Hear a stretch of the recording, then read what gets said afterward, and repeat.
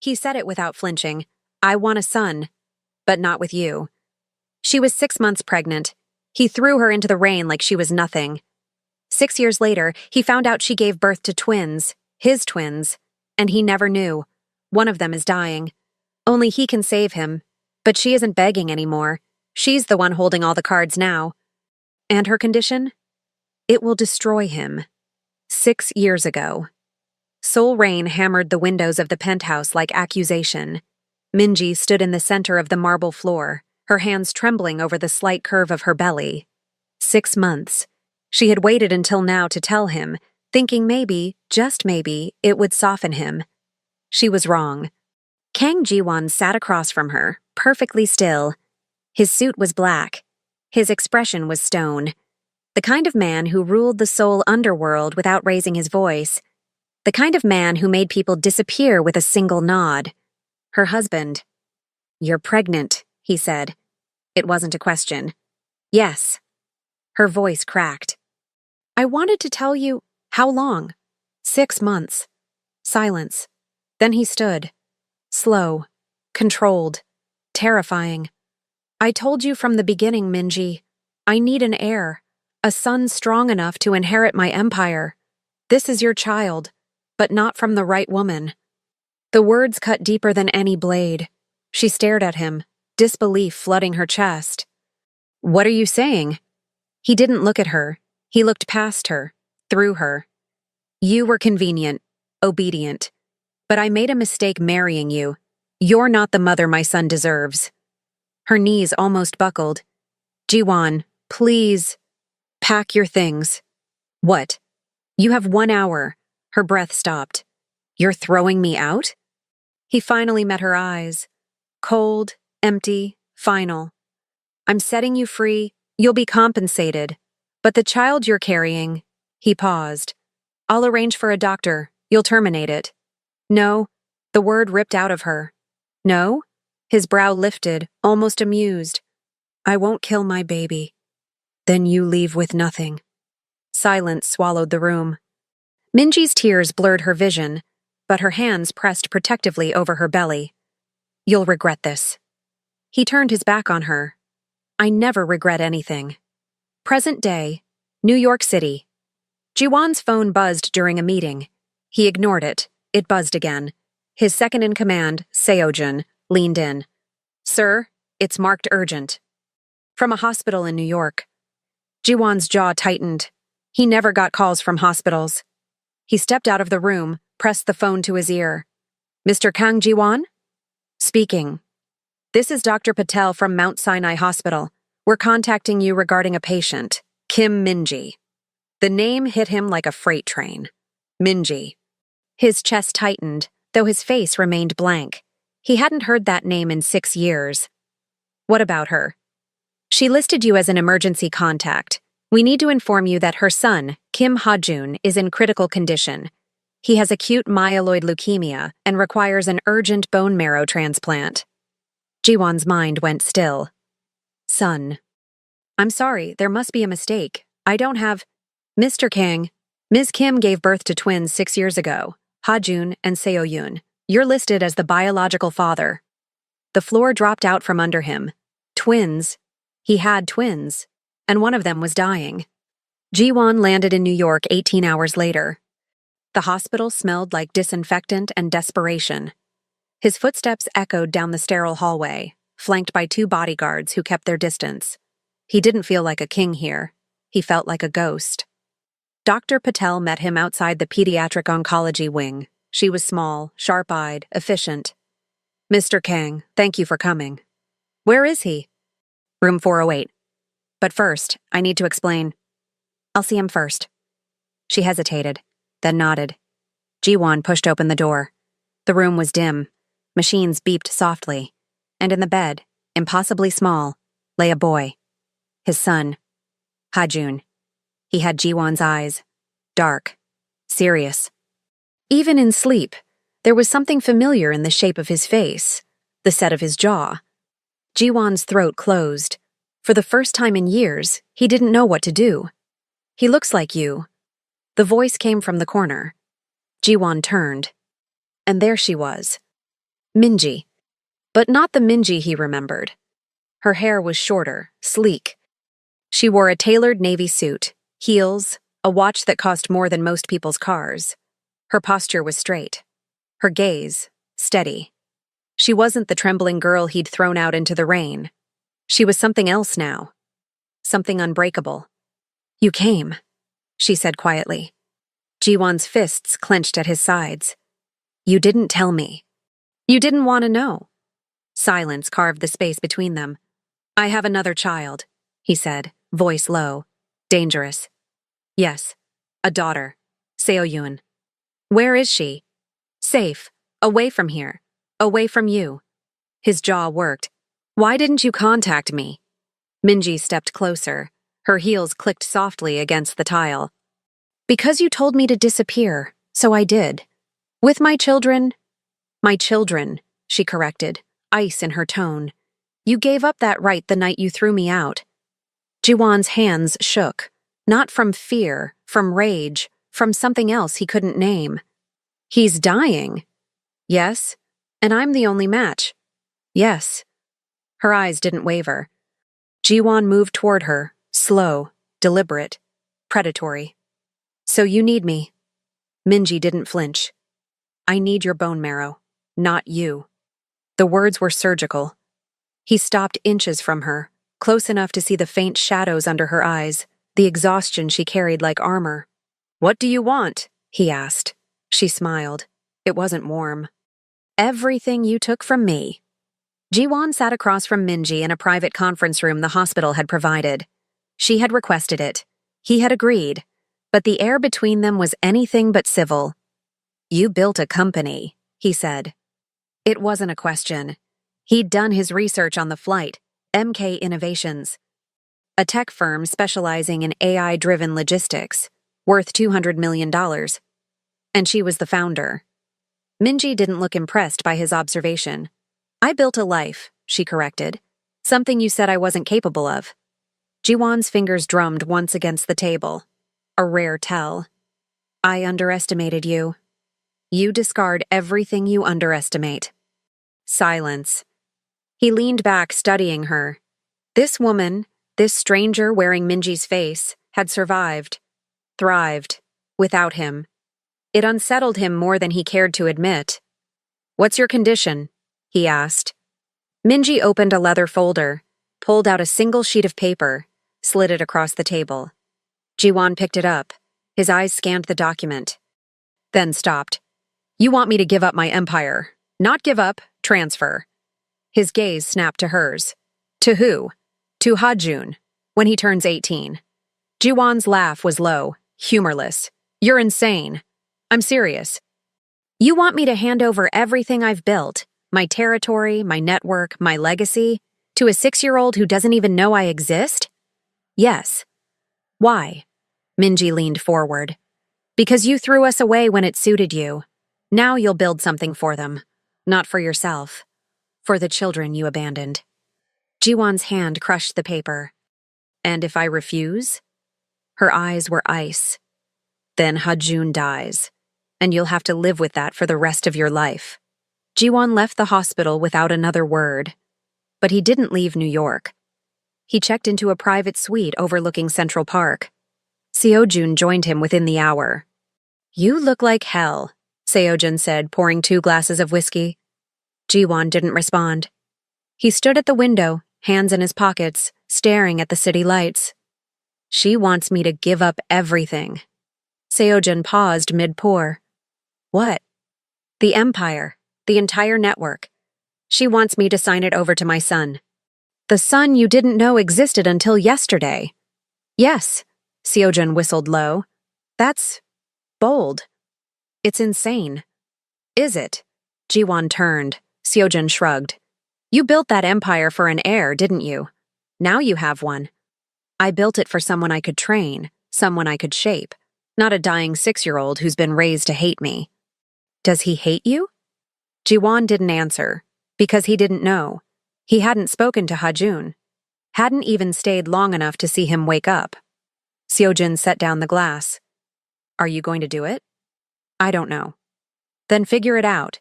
Because if you walk away now, you'll regret it for the rest of your life. Jiwon's jaw clenched. I never regret anything. Seojun smirked. You said that 6 years ago, too. Minji sat beside Hajun's bed, her hand gently smoothing his hair. He stirred, eyes fluttering open.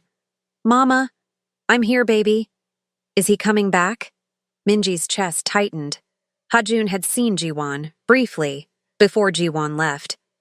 I don't know, she admitted. He looks scary. She smiled sadly. He is. But he looks like me. Minji's throat ached. Yes, he does. Hajun's small hand reached for hers. Do you think he'll help me? She kissed his forehead. I think he will. But she didn't believe it. Not yet. 3 days later, Jiwon returned. This time he brought Seoyun. Minji was sitting in the hospital cafeteria when she saw them enter. Her breath caught. Seoyun. Her daughter held Jiwon's hand, her eyes wide, curious. She wore a yellow dress, her hair in 2 puffy ponytails. She looked so small next to him. Minji stood, heart racing. Jiwon's eyes found hers across the room. He walked toward her, slowly, deliberately. When he stopped in front of her, Seoyun looked up. Mama! Minji crouched down, arms open. Seoyun ran into them. Hi, baby. The man said he's my dad. Minji's eyes flicked up to Jiwon. He didn't look away. He is, Minji said softly. Seoyun pulled back, studying Jiwon with the blunt curiosity of a child. You left us. Jiwon's expression didn't change, but something flickered in his eyes. Yes. Why? Minji's heart stopped. Jiwon crouched down to Seoyun's level. Because I made a mistake. A big one? The biggest. Seoyun tilted her head. Are you gonna fix it? Jiwon's gaze shifted to Minji. I'm going to try. Jiwon signed the consent forms for the bone marrow donation the next morning. No hesitation, no negotiation. Dr. Patel seemed surprised. Mr. Kang, you understand this is a serious procedure. I understand. And Ms. Kim's legal terms, I'll handle that separately. The doctor nodded, though her eyes lingered with unspoken questions. Jiwon didn't care. He would save his son, but he wouldn't surrender his empire. Not yet. The procedure was scheduled for the following week. In the days between, Jiwon stayed in New York. He visited Hajun every day. At first, the boy was silent, wary. He watched Jiwon the way someone might watch a dangerous animal, curious, but ready to run. Jiwon didn't push. He sat in the corner of the room, quiet, present. On the 3rd day, Hajun spoke. Do you have guards because people want to hurt you? Jiwon glanced at Seojun, stationed by the door. Yes. Why? Because I do things that make people angry. Hajun frowned. Bad things? Jiwon hesitated. Complicated things. Hajun seemed to consider this. Mama says you're powerful. I am. Are you scary? Jiwon looked at the boy, his son, and for the first time in years, he didn't know how to answer. Sometimes, he said finally. Hajun nodded slowly. I'm scared of you. The words landed like stones. Jiwon's jaw tightened. I know. But Mama says you're going to help me. I am. Why? Because you're my son. Hajun blinked. You didn't want me before. Jiwon's chest constricted. I didn't know you existed. Mama says you told her to... Hajun paused, struggling with the word. To not have me. Silence filled the room like smoke. Jiwon didn't lie. I did. Hajun's eyes filled with tears. Why? Jiwon moved closer, slowly, until he was kneeling beside the bed. Because I was a fool. Hajun stared at him. I thought I needed something different, Jiwon continued. Something stronger. I didn't understand what I already had. Mama? Yes. And me and Seoyun? Yes. Hajun wiped his eyes. Are you going to leave again? Jiwon's throat closed. No. Promise? Jiwon reached out, slowly, carefully. He placed his hand over Hajun's small one. I promise. Minji watched from the doorway. She hadn't meant to eavesdrop, but hearing Jiwon's voice, low, careful, almost gentle, had stopped her in her tracks. She'd never heard him sound like that, not once in the 2 years they were married. When Jiwon left the room, he found her waiting in the hallway. They stood in silence. "You're good with him," she said finally. "I'm trying. He's afraid of you." "I know. You can't fix that with promises." Jiwon's eyes darkened. "What do you want me to do, Minji?" "I want you to mean it." "I do. Then prove it." "How?" She stepped closer. "Sign the papers." Jiwon's hands clenched. "You're asking me to destroy everything I've built. I'm asking you to build something better. For a son I just met. For a son you abandoned." The words were a slap. Jiwon's voice dropped. Dangerous. Controlled. "I won't give up my empire." "Then you'll lose your son." "He's not going to die. I'm donating the marrow." "And then what?" Minji's voice rose. "You save his life and go back to Seoul? Back to your empire, your power, your world, and we go back to pretending you don't exist? What's the alternative?" "You choose them. Fully. Completely. You don't get to be halfway in their lives, Jiwon. You don't get to play father when it's convenient." Jiwon's jaw worked. "You want me to give up everything. I want you to give up control. There's a difference." "Not in my world." "Then maybe," Minji said softly, "you're in the wrong world." The surgery was scheduled for dawn. Jiwon arrived early, dressed in a hospital gown, flanked by Seojun and 2 guards who waited outside. Dr. Patel walked him through the procedure one final time. He barely listened. His mind was on Hajun, on Seo-yoon, on Minji's eyes when she said, "You don't get to be halfway in their lives." When they wheeled him into the operating room, Minji was waiting outside Hajun's room. She didn't say anything, but their eyes met. And for the first time in 6 years, he saw something other than hatred in her gaze. Hope. The surgery took 4 hours. Jiwon woke in a recovery room with fluorescent lights burning overhead and a dull ache radiating through his pelvis. His body felt heavy, disconnected, like he'd been taken apart and poorly reassembled. Seojun was sitting in the corner, scrolling through his phone.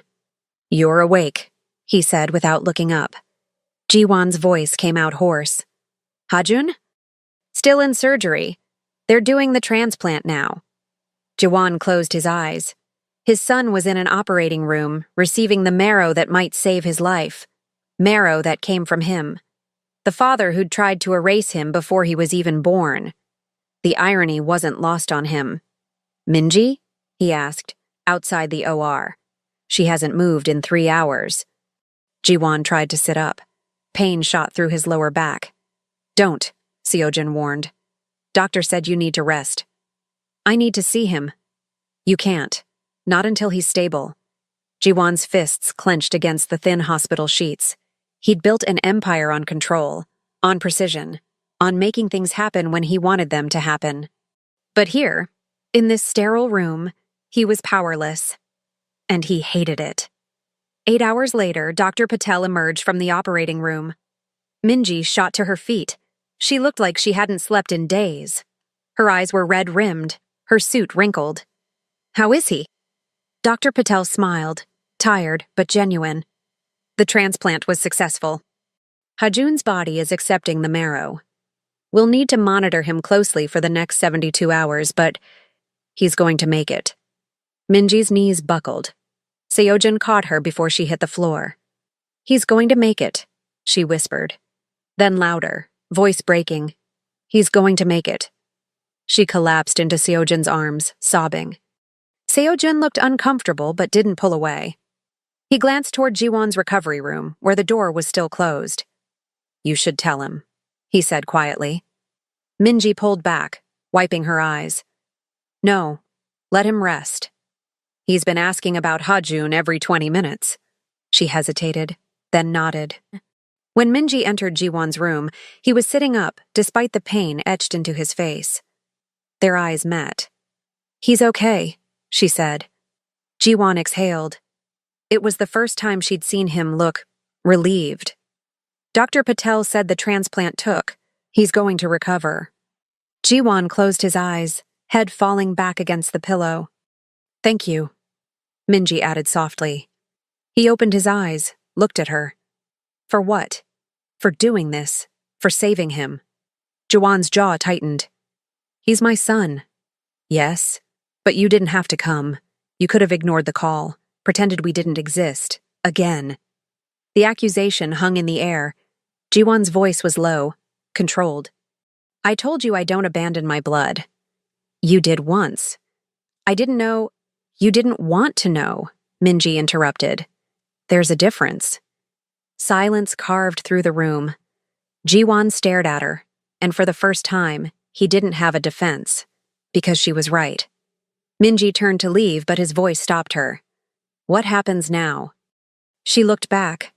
Now you recover. Hajun recovers. And when you're both strong enough, you go back to Seoul, back to your empire. And you? I stay here, with my children. Our children. Minji's expression hardened. You gave up that right. I'm trying to earn it back. Trying isn't enough, Jiwon. You need to choose. And you've already made your choice. She walked out before he could respond. 2 weeks later, Hajun was moved out of ICU. His color was returning. His energy slowly rebuilding. The doctors were cautiously optimistic. Jiwon visited every day. At first, Hajun was polite but distant. He answered questions in short sentences. Didn't ask any of his own. But gradually, something shifted. One afternoon, Jiwon brought a chessboard. Do you know how to play? He asked. Hajun shook his head. I'll teach you. They sat across from each other, the board between them. Jiwon explained the pieces, the rules, the strategy. Hajun listened intently. Why do you like chess? Hajun asked after a while. Because it's about thinking ahead, anticipating your opponent, controlling the board. Do you always win? Jiwon hesitated. Most of the time. But not always? No, not always. Hajun studied the board. Mama says you're really powerful, but you seem sad.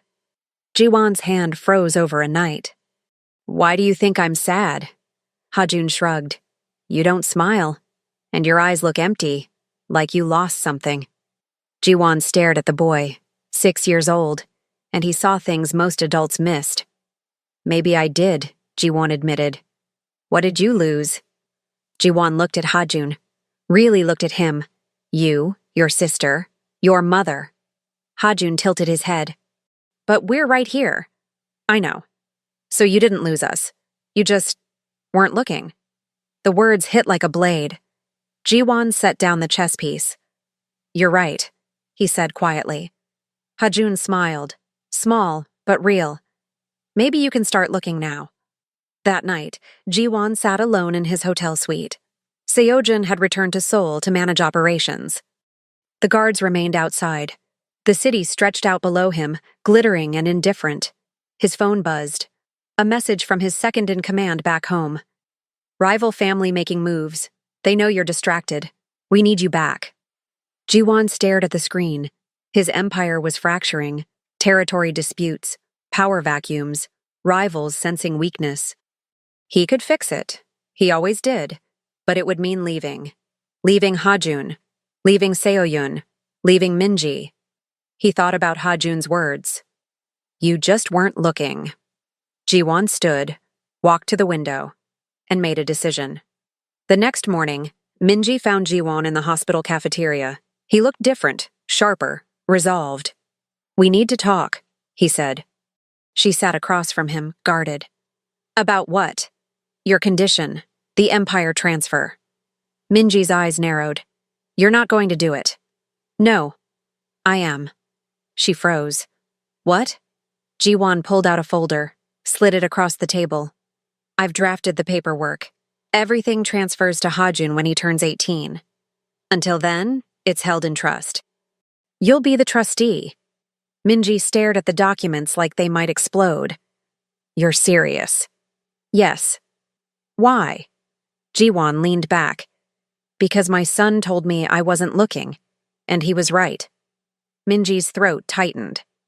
I built that empire for an heir, Jiwon continued. But I built it the wrong way, with fear, with control, with violence. I don't want Hajun to inherit that. I want him to inherit something better. And you think you can build something better? No. Jiwon's eyes met hers. I think we can. Minji's breath caught. What are you saying? I'm saying I'm staying. In New York. With you. With them. You're giving up Seoul? I'm giving up the old empire. I'm not giving up my family. Tears welled in Minji's eyes, but she blinked them back. You don't get to just walk back into our lives, Jiwon. I know. You hurt me. You destroyed me. I know. And you think signing a piece of paper fixes that? No. His voice was steady. Certain. But it's a start. Minji looked down at the contract. At the signature line. At the man across from her who'd once thrown her into the rain. And now sat here, offering her everything. I don't trust you, she whispered. I don't expect you to. Not yet. Then what do you expect? Jiwon reached across the table. Slowly. Carefully. His hand covered hers. A chance. Minji didn't answer right away. She pulled her hand back, folded it in her lap, and stared at the contract Jiwon had placed between them. A chance, she repeated. That's what you're asking for. Yes. You realize how insane that sounds, right? 6 years ago, you told me I wasn't good enough to carry your child. You threw me out like I was nothing, and now you want a chance? Jiwon didn't flinch. Yes. Minji laughed bitterly. You haven't changed? You're wrong. His voice was quiet, firm. I have. Signing a paper doesn't make you a different person, Jiwon. No. But realizing I was wrong does. She looked up at him, searching his face for the lie, for the manipulation, for the cold calculation she'd seen so many times before. But all she saw was exhaustion, and something that looked dangerously close to regret. I don't believe you, she said. Then watch me prove it. Over the next 3 weeks, Jiwon stayed in New York. He moved out of the luxury hotel and into a modest apartment 10 minutes from the hospital. No guards stationed outside, no entourage, just him. Seojin called him 17 times in the first week. You're killing us, Seojin said on the phone. The Park family is moving into our western territory. They think you're weak. Let them think that. Jiwon, I said let them. You're going to lose everything. No. I'm going to choose what matters. Seojin went quiet. Then, you've really lost your mind, haven't you? Maybe. What do I tell the others? Tell them I'm building something new. And if they don't believe you, Jiwon's voice hardened, then they're not loyal, and loyalty is the only thing I've ever valued. Hajun was discharged from the hospital on a Tuesday morning. Minji signed the final release forms while Jiwon waited in the hallway with Seoyun, who was bouncing on her toes, excited to have her brother home. When the nurse wheeled Hajun out, he looked small but alive. His cheeks had color again. His eyes sparkled. Seoyun, he called. She ran to him, throwing her arms around his neck. Careful, Minji warned, but she was smiling. Jiwon watched from a distance. Hajun looked up, met his eyes. Are you coming home with us? The question hung in the air. Minji stiffened. She hadn't discussed this with Jiwon, hadn't even considered it. Jiwon crouched down to Hajun's level. Do you want me to? Hajun glanced at his mother, then back at Jiwon. I don't know yet, he said honestly, but maybe you could visit, so I can decide? Jiwon's lips twitched, almost a smile. That sounds fair. Hajun nodded solemnly. Okay, but you have to bring ice cream. Deal. Minji's apartment was a penthouse in Tribeca. Sleek, modern, full of light. The opposite of the cold marble fortress Jiwon had kept in Seoul. Seoyun gave him a tour, chattering about her favorite spots. Her art corner, the reading nook, the balcony where she and Hajun watched the sunset. Jiwon listened, observed. This was their world, a world he'd never been part of. Later, after the kids were in bed, Minji poured herself a glass of wine and stood on the balcony. Jiwon joined her. For a long time, neither spoke.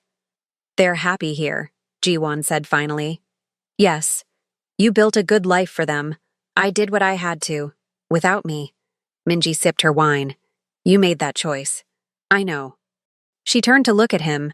Why are you really here, Jiwon? And don't tell me it's just about Hajun. You saved his life. You signed the papers. You could have gone back to Seoul. Jiwon stared out at the city. I could have, he admitted, but I didn't want to. Why not? He turned to face her. His expression was unguarded in a way she'd never seen. Because for the first time in my life, I don't want power. I want this. This? A family. A life that isn't built on fear. Minji's chest tightened. You don't get to have that just because you want it. I know. You have to earn it, every single day. I will. And if you fail? Then I lose everything that actually matters. Minji's eyes glistened. She looked away, blinking hard. You broke me once, Jiwon. I won't let you do it again. I won't. You don't know that. No, he agreed. But I'm going to try anyway. The next 2 months were strange. Jiwon visited the apartment 3 times a week. He brought ice cream, like he'd promised. He played chess with Hajun, who was getting better. He sat with Seo-yun while she painted, listening to her explain the colors and shapes with the seriousness of a trained artist. He didn't push, didn't demand, didn't try to control. He just showed up. Minji watched him carefully, waiting for the mask to slip, for the cold, calculating man to reemerge. But he didn't. One evening, after the kids were asleep, Jiwon helped her clean up the kitchen. It was absurdly domestic. You're getting soft, Minji teased, handing him a dish to dry. Maybe. The great King Jiwon, drying dishes. Your enemies would have a field day. Let them. She glanced at him. You really don't care anymore, do you? I care, he said, just not about the same things. What changed? Jiwon set down the dish, turned to face her. I almost lost my son, and I realized none of it mattered. The power, the empire, the fear. If I'd lost him, I would have had nothing. You would have had Seoul. Seoul is empty. Minji's breath caught. Jiwon stepped closer. You asked me once what I wanted, he said quietly. I told you I wanted a son. I was wrong. What do you want now? His eyes held hers. I want forgiveness. Minji's throat closed. I don't know if I can give you that. I know. You destroyed me, Jiwon. You made me feel worthless. I know. And now you expect me to just, what? Forget? No. I expect you to let me spend the rest of my life making up for it. Tears slid down her cheeks. Jiwon reached up, gently wiped them away. I was a fool, he whispered. And I'm sorry. Minji closed her eyes. For 6 years, she'd imagined this moment. Imagined him crawling back, begging, broken. But this wasn't that. This was something quieter, more real, and infinitely more terrifying. Because if she let him in again, if she gave him her heart again, she didn't know if she'd survive losing him a second time. I need time, she whispered. Take all the time you need. I mean it, Jiwon. I can't rush this. I'm not asking you to. She opened her eyes, met his gaze. What if I never forgive you? Jiwon's jaw tightened, but his voice was steady. Then I'll spend the rest of my life earning it anyway. 6 months later, Hajun's hair had grown back. Thick, dark. Just like his father's. He sat at the kitchen table, hunched over a chessboard, brow furrowed in concentration.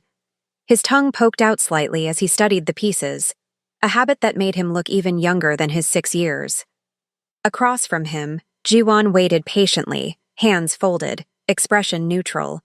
But there was warmth in his eyes now. Something that hadn't been there before. Don't rush, Jiwon said quietly. Think 3 moves ahead. Hajun's small fingers hovered over his knight. He bit his lip, glanced at his father, then back at the board. Finally, he moved the piece. Jiwon studied the board, then smiled. Good.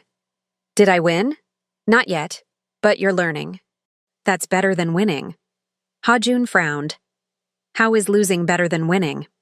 Because losing teaches you what winning can't. It shows you where you're weak, where you need to grow. Ha-jun considered this seriously. Is that why you lost us? So you could learn? The question hit like a physical blow. Ji-won's breath caught. He set down the bishop he'd been holding, met his son's eyes. Yes, he said honestly. I lost you because I didn't know how to be the father you needed. But I'm learning now. Ha-jun nodded slowly. Okay, but don't lose us again. I won't. Promise? Ji-won reached across the board, placed his hand over Ha-jun's small one.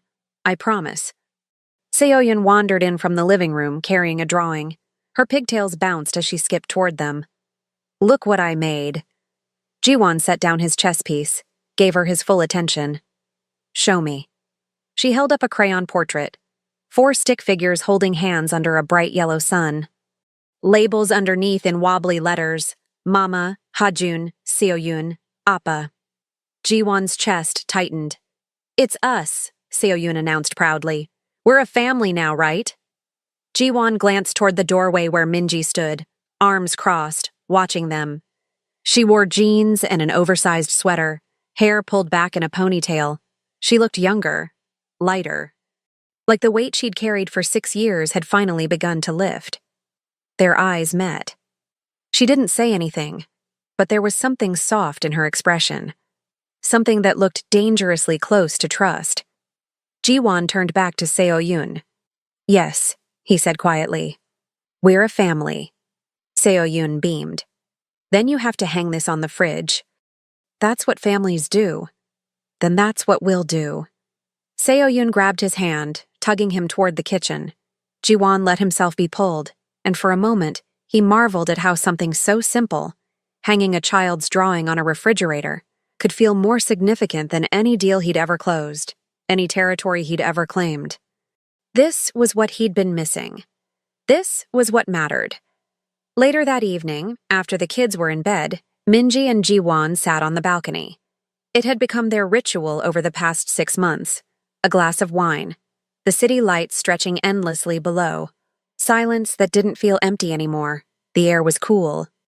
Autumn was settling over New York, painting the trees in shades of amber and rust. Minji wrapped her cardigan tighter around herself, staring out at the skyline. Seo-jun called today, Ji-won said, breaking the quiet. And? The Seoul operation is stable. They don't need me anymore. Minji turned to look at him. You really walked away. I told you I would. I know. She paused, searching for words. I didn't believe you'd actually do it. Ji-won set down his glass. Do you believe me now? Minji studied him for a long moment. His face was different than it had been 6 months ago. The hardness had softened. The coldness had thawed. He looked human. I'm starting to, she admitted. Ji-won exhaled slowly. Relief. Gratitude. That's enough for me. Minji smiled. Small, but real. The kids love you, you know. I love them too. Ha-jun told me yesterday that you're his best friend. Ji-won's throat tightened. He said that? Yes. He also said you're terrible at letting him win at chess. Ji-won laughed. Actual laughter. Deep and genuine. Minji hadn't heard that sound in years. Maybe ever. I'm teaching him strategy. Winning doesn't teach you anything. Spoken like a former crime lord. Former, Ji-won emphasized. That life is over. Is it? Minji's voice was quieter now. You really don't miss it? Ji-won leaned back in his chair, gazing out at the city. Sometimes, he admitted. I miss the control, the certainty, knowing exactly where I stood and what I was capable of. But none of it was real. It was built on fear, on violence, on making people submit. And at the end of the day, I was alone. Completely alone. Minji's chest ached. You were never alone, Ji-won. You had me. I threw you away. Yes, you did. He turned to face her, and in his eyes she saw something she'd never seen before. Regret. Real, unfiltered regret. I was a coward, he said. I thought power meant control. I thought strength meant never needing anyone. But I was wrong. Real strength is admitting when you're wrong. Real power is choosing love over fear. Minji's eyes glistened. When did you become so wise? When I almost lost everything that mattered. She reached out, brushed a strand of hair from his forehead. You're different, she whispered. I can see it. Is that a good thing? I think so. I'm still figuring it out. Jiwon caught her hand, held it gently against his cheek. Take all the time you need. 3 months later, Jiwon was in the kitchen making breakfast when Minji emerged from the bedroom, phone pressed to her ear. Yes, that's correct. The investment goes through the new ethics division. No exceptions. She paused, listening.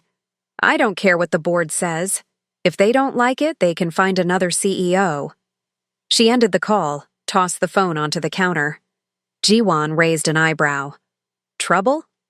Just investors who don't understand that profit isn't the only thing that matters. You sound like me, the old me, Minji smirked. Except I'm right and you were just terrifying. Fair point. She poured herself coffee, leaned against the counter.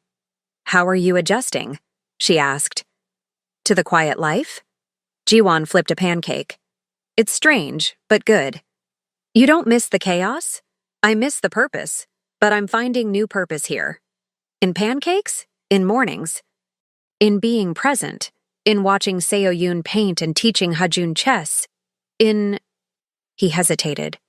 In being someone worth coming home to. Minji's expression softened. You are, she said quietly. You really are. That afternoon, Jiwon took the kids to Central Park. Hajun wanted to feed the ducks. Seo-yoon wanted to climb trees. Jiwon let them do both. He sat on a bench, watching Seo-yoon scramble up an oak tree with the fearlessness of someone who'd never been told she couldn't. Hajun crouched by the pond, carefully tearing bread into small pieces for the ducks. A woman sat down beside him. Older, gray-haired, kind eyes. Beautiful children, she said. Thank you. Are they yours? Jiwon paused. Then, yes, they are. The woman smiled. You're lucky. I can tell they adore you. Jiwon watched Seo-yoon wave at him from a tree branch, her grin so wide it made his chest ache. I'm the lucky one, he said. The woman nodded knowingly. That's how you know you're a good father, when you realize they're the gift, not the burden. After she left, Jiwon sat in silence, those words echoing in his mind. They're the gift, not the burden. For so long, he'd seen children as a means to an end, an heir, a legacy, a way to extend his empire beyond his own mortality. But Hajun and Seo-yoon weren't extensions of him. They were their own people. Bright, curious, full of potential. And his job wasn't to mold them into what he wanted. It was to protect them, to guide them, to love them unconditionally. He was still learning, but he was trying. 6 months later, it was Minji's birthday. Jiwon had spent weeks planning. He'd consulted Seo-yoon, who insisted on balloons, Hajun, who wanted chocolate cake, and even Seo-jun, who'd flown in from Seoul for the occasion. The apartment was decorated simply but thoughtfully. Fairy lights strung across the living room. A table set with Minji's favorite flowers, white peonies. Dinner prepared by Jiwon himself, with significant help from a YouTube tutorial. When Minji came home from work, she froze in the doorway. Surprise! Seo-yoon and Hajun shouted in unison. Minji's hands flew to her mouth. You did all this? Jiwon stepped forward, slightly nervous. The kids helped. I picked the balloons, Seo-yoon announced. I made the card, Hajun added, holding up a construction paper masterpiece covered in glitter. Minji's eyes filled with tears. I don't know what to say. Jiwon smiled. You don't have to say anything. They ate dinner together, laughed, told stories. Seo-jun entertained the kids with exaggerated tales of Jiwon's boring corporate life in Seoul, which made even Jiwon laugh. After the kids went to bed, Seo-jun excused himself, leaving Jiwon and Minji alone. They stood on the balcony, their spot, under a sky full of stars. Jiwon handed her a small box. Minji looked at it, then at him. Jiwon, it's not what you think. She opened it slowly. Inside was a key. What's this? A key to my apartment. Minji blinked. You want me to have a key to your apartment? No. Jiwon smiled. I want you to know that my door is always open, that I'm not going anywhere, that this, us, the kids, this life, is permanent. For me. Minji stared at the key, tears streaming down her face. I don't know if I'm ready. I know, and that's okay. I'm not asking you to move forward faster than you're comfortable with. I'm just telling you. I'm here. Whenever you're ready. Minji set the box down, turned to face him fully. You've changed, she whispered. Completely. You changed me. No. You changed yourself. Jiwon cupped her face gently, thumbs brushing away her tears. I love you, he said. I should have said it 6 years ago. I should have fought for you. For us. I didn't. And I'll regret that for the rest of my life. But I'm saying it now. I love you. And I'll keep saying it until you believe me. Minji's breath hitched. I don't know if I can say it back yet. I know. I'm still scared. I know. But... She placed her hands over his. I want to try. I want to believe in us again. Jiwon closed his eyes, pressed his forehead against hers. That's all I need. 1 year later. The apartment was chaos. Ha-jun and Seo-yoon chased each other around the living room, shrieking with laughter. A soccer ball ricocheted off the couch. A tower of blocks collapsed. Minji stood in the kitchen, frosting a cake. Chocolate. 3 layers. Ha-jun's favorite. Jiwon wrapped his arms around her waist from behind, resting his chin on her shoulder. Need help? You're terrible at frosting. True, but I make excellent taste tester. She laughed, leaning back into him. Comfortable. Safe. Home. Are you happy? He asked quietly. Minji set down the spatula, turned in his arms. Yes, she said. I am. Jiwon smiled, genuine, unguarded. The kind of smile that reached his eyes and made him look 10 years younger. Good. Are you? He looked around the apartment. At the chaos, the noise, the life they'd built together. More than I ever thought possible. Minji kissed him, soft, sweet, full of promise and hope and a future neither of them had believed in a year ago. When they pulled apart, Seo-yoon was standing in the doorway, grinning. Ew, you guys are kissing again. Ha-jun appeared beside her, wrinkling his nose. Does this mean Appa is staying forever? Jiwon crouched down, eye level with both of them. Do you want me to? Both kids nodded vigorously. Then yes, I'm staying forever. Seo-yoon launched herself into his arms. Ha-jun followed a second later, and Jiwon held them both, his eyes meeting Minji's over their heads. She smiled. Tears in her eyes, but happy tears this time. And in that moment, surrounded by laughter and love and the family he'd almost destroyed, Jiwon realized something profound. He'd spent his entire life building an empire. But this was his real legacy. Not power, not fear, not control. Love. Epilogue. 3 years later, Ha-jun stood at the front of the auditorium, diploma in hand, cap slightly crooked on his head. Middle school graduation. He looked older now, taller, his features sharpening into the young man he was becoming.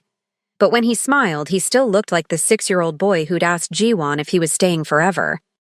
Minji dabbed her eyes with a tissue, mascara already smudged.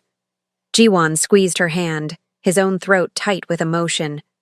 Seo-yoon, now 9 and sitting between them, bounced excitedly.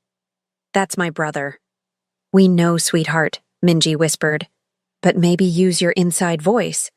But I'm proud, Jiwon smiled, pulling her close. You can be loud. Just this once. After the ceremony, they took pictures, hundreds of them. Ha-jun looked embarrassed but pleased, standing between his parents, one arm around Seo-yoon. Speech! Speech! Seo-yoon chanted. There was already a speech, Hajun protested. I want a brother speech. Hajun rolled his eyes but smiled. Fine. Thank you to Mom for being the strongest person I know. Thank you to Seo-yun for being annoying but also my best friend. Hey. And thank you to Dad for being here. For teaching me chess and business and how to think before I act. Jiwon's vision blurred. I'm proud of you, he said, voice rough. Thanks, Dad. The word still hit him every single time. Dad. Not Jiwon. Not the man who hurt Mom. Dad. Later at dinner, Hajun leaned forward, expression serious. Dad, can you teach me more about business? I want to learn how to run a company, a real one, like Mom's. Jiwon glanced at Minji. She nodded, smiling. Of course, Jiwon said. But we're going to do it the right way. No shortcuts, no fear, no using people. Just hard work, integrity, and making sure what you build actually helps people. Like Mom's AI ethics division? Exactly like that. Hajun grinned. Cool, can we start tomorrow? Slow down, Minji laughed. You just graduated middle school. But I want to be ready. By the time I'm 18, I'll have the empire Dad signed over to me. I need to know how to run it. Jiwon's chest swelled with pride. His son wasn't interested in power for power's sake. He wanted to build something meaningful, something good. Then we'll start tomorrow, Jiwon agreed. But first, we celebrate tonight. They raised their glasses. Water for the kids, wine for the adults. To Hajun, Minji said. To new beginnings, Jiwon added. To family, Seo-yun declared. They clinked glasses, and in that moment, everything felt complete. That night, Minji and Jiwon stood on the balcony one last time, wrapped in each other's arms. The city stretched out below them, glittering and alive. Do you ever regret it? Minji asked. Giving up Seoul, the empire, everything you built? Jiwon was quiet for a moment. Then he kissed the top of her head. Not even once. Really? Minji, I spent 33 years building something that meant nothing. I had power, but I was empty. I had an empire, but I was alone. He pulled back, looked into her eyes. Now I have you. I have Hajun. I have Seo-yun. I have a life that actually means something. You became a better man, she whispered. You made me want to be a better man. Minji smiled, tears slipping down her cheeks. I love you, Jiwon. It was the first time she'd said it. Really said it. Without hesitation. Without fear. Jiwon's breath caught, his eyes closed, and he pulled her impossibly closer. I love you too, he whispered. Thank you for giving me a second chance. Thank you for believing I could change. You didn't just change, Minji said. You became the man I always knew you could be. They stood there in silence, holding each other under the stars, and somewhere in the apartment behind them, they could hear Hajun and Seo-yun laughing, the sound of family filling the spaces that had once been so empty. Jiwon had spent his entire life chasing power, but he'd found something far greater. He'd found home. He'd found love. He'd found redemption.